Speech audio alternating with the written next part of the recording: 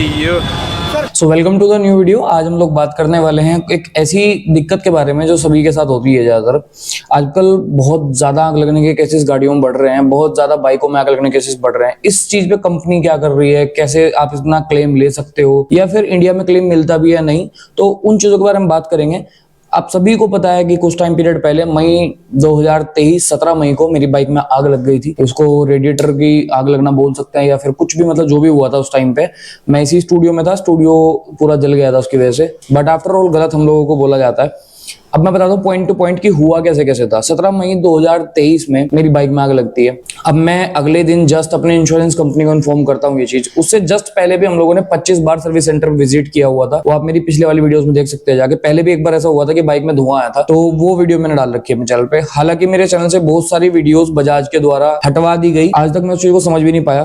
खैर, अब बात करते हैं पॉइंट टू पॉइंट। सबसे पहली चीज पे आते हैं, बजाज बाइक्स में आग लगने के केसेस क्यों बढ़ रहे हैं इतने ज्यादा। और बजाज ने जैसे ट्रायम्फ से टाई अप अपना कर लिया है, तो क्या ये केस आगे बढ़ेंगे या क्या होगा, अभी उस बारे में थोड़ी सी बात। पहली चीज, किसी भी बाइक में, चाहे वो आपकी डोमिनार हो, चाहे आपकी RS 200 हो, चाहे फिर वो आपकी NS 200 हो, चाहे फिर वो गाड़ी के सेगमेंट में अब आप आ जाओ तो फिर वोल्वो हो, सभी के केसेस आपने देखे हुए आग लगने के। अभी मैं आपको कुछ केसेस एक बार दिखा देता हूँ कि किस तरह से केसेस बढ़ रहे हैं अभी आग लगने के।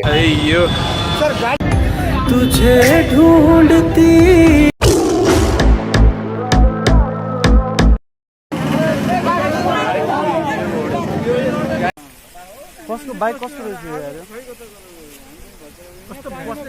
अभी आपने कुछ केसेस आग लगने के देख ही लिए कि किस तरह से व्हीकल्स के अंदर आग लग रही है और ओनर्स जो हैं वो कुछ नहीं कर पाते। अब ओनर्स कुछ क्यों नहीं कर रहे हैं, उसका पहले रीजन बताता हूँ यार। देखो, जब भी किसी व्हीकल में आग लगती है, ऑनर की सबसे फर्स्ट प्रायोरिटी होती है कि वो अपना कीमती सामान उस व्हीकल के अंदर रखा हुआ है, या फिर अगर उस व्हीकल से वो डिस्टेंस बना के अपने आप को बचा सके। क्योंकि अगर आग मेरे से 50 मीटर आगे भी लग रही है ना और बहुत हैवी लग रही है, तो मेरे को उसकी थोड़ी सी हल्की सी गर्माहट महसूस होगी। जैसे आप होलिका दहन पे देखते हो, आप होलिका दहन से बहुत दूर होते हो, बट आग तब तक भी आप तक तपिश लग रही होती है।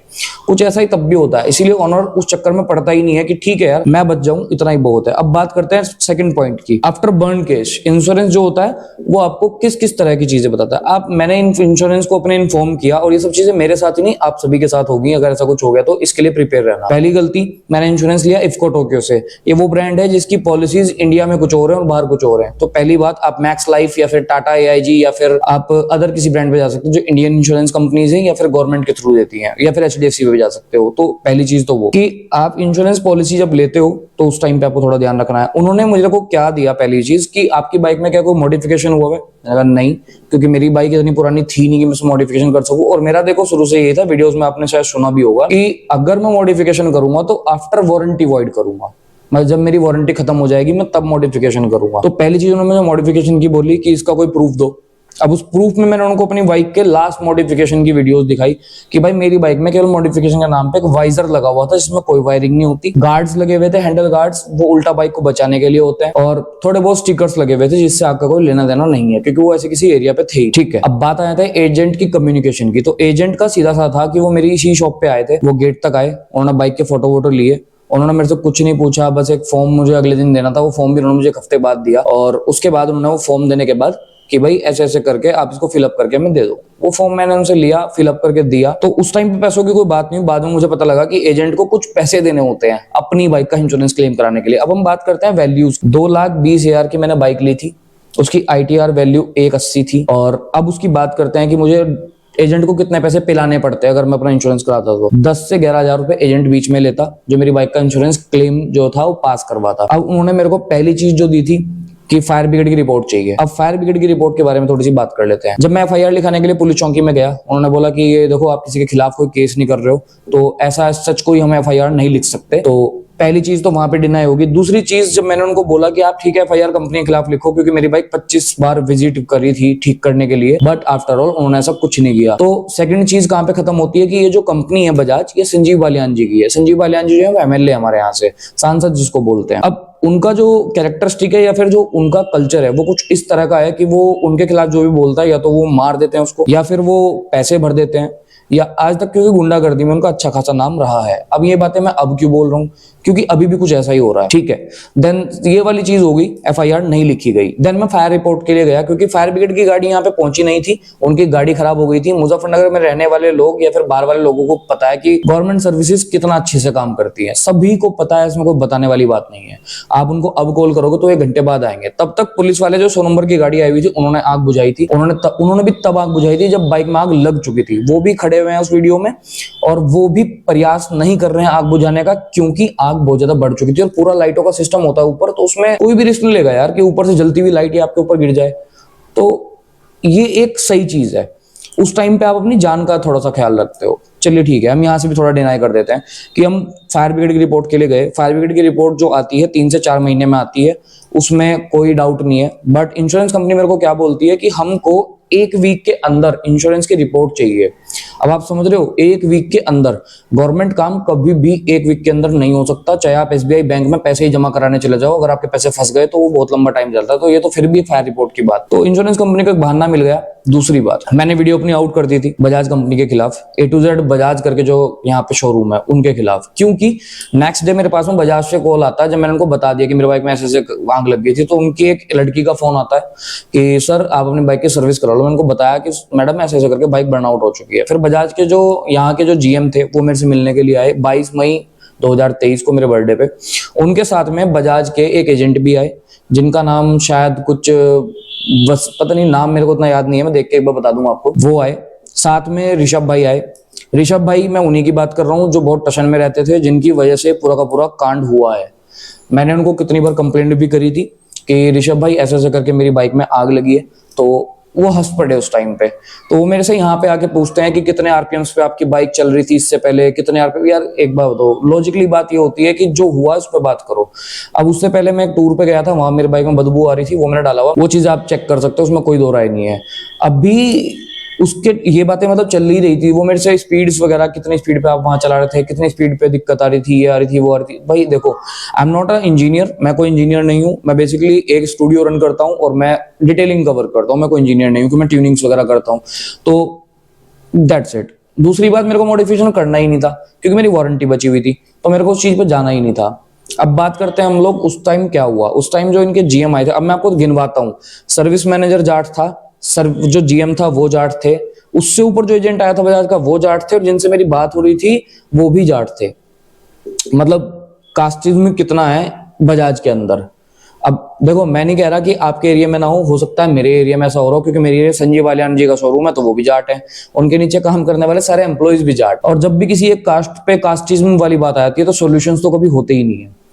तो ठीक है, उसके बाद जस्ट हमारा अगले पॉइंट पे चलते हैं कि बहुत लोग बोल रहे हैं कि मुकुल भाई आपने इंश्योरेंस क्लेम के लिए अपनी गाड़ी में खुद आग लगा दी। अब बहुत लोग भी बोल रहे हैं, बट बजाज का भी यही रिप्लाई है अभी कोर्ट में जो हमारा केस चल रहा है। अब वो रिप्लाई क्या किया बजाज ने, जो उनके वकील थे उन्होंने रिप्लाई किया कि यार देखो, इन्होंने नेम फेम पाने के लिए खुद स्वयं की लापरवाही से, उसमें वो मान भी रहे हैं कि लापरवाही से हुआ जो हुआ है, बट वो फिर भी मेरे पे एलिगेशन इनडायरेक्ट वे में लगा रहे हैं कि ऐसे करके आपकी तरफ से यही आग लगी है, तो इसका पूर्ण दावेदारी आपकी होती है। इंश्योरेंस कंपनी का भी यही कहना है, ठीक है।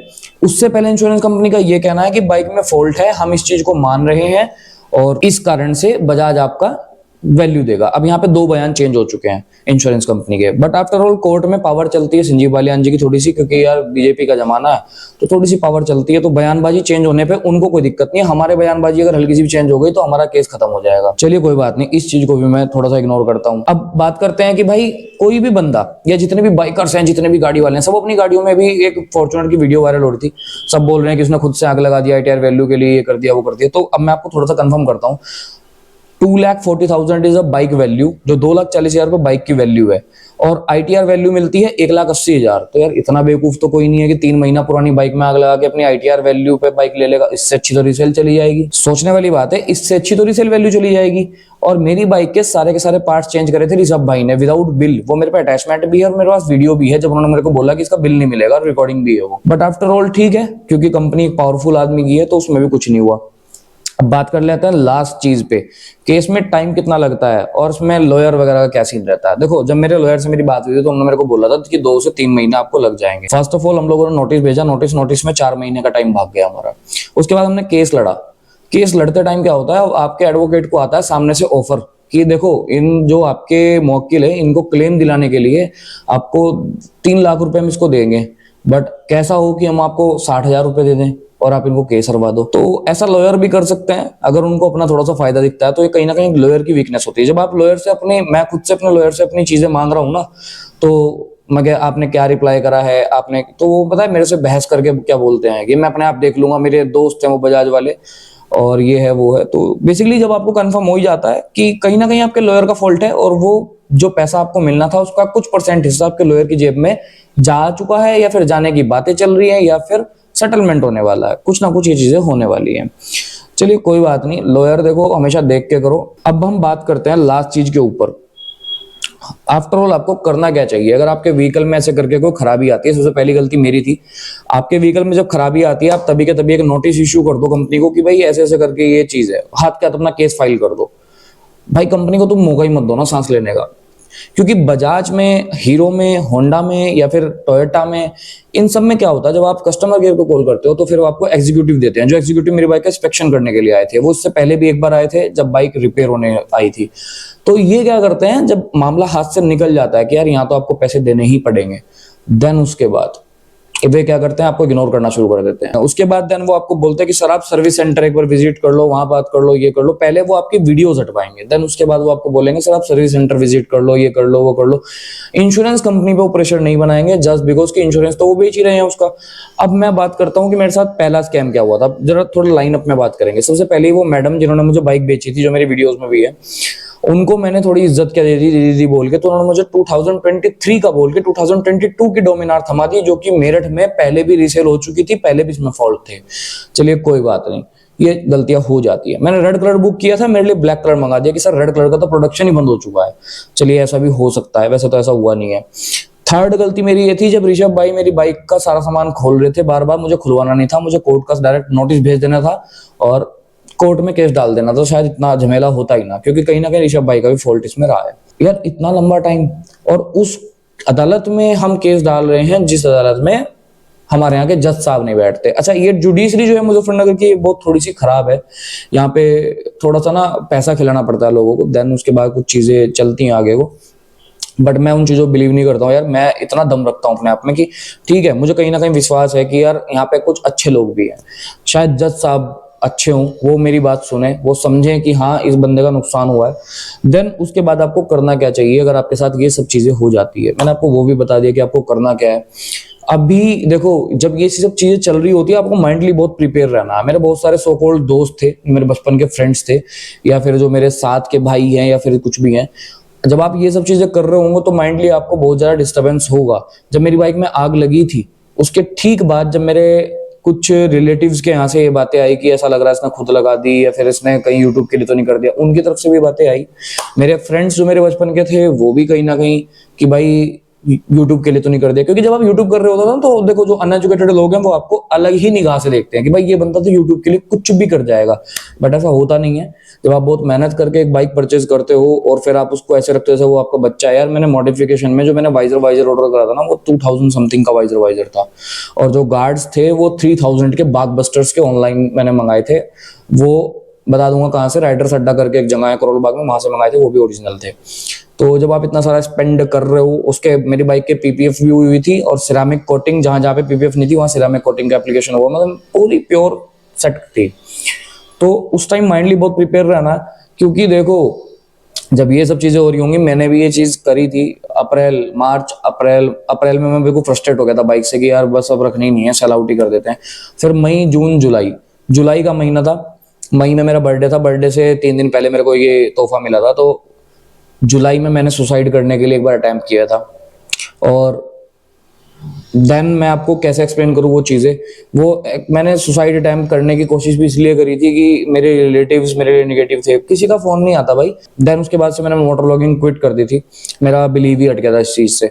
लेकिन माइंडली प्रिपेयर होना आपको बहुत जरूरी है इस टाइम पे। केस आप लड़ते रहोगे तो केस हमेशा कंज्यूमर फॉर्म में डालोगे, वो इसलिए डालोगे क्योंकि भाई अगर आपका 2 लाख का क्लेम है ना, तो कंज्यूमर फॉर्म में ब्याज भी लगता है।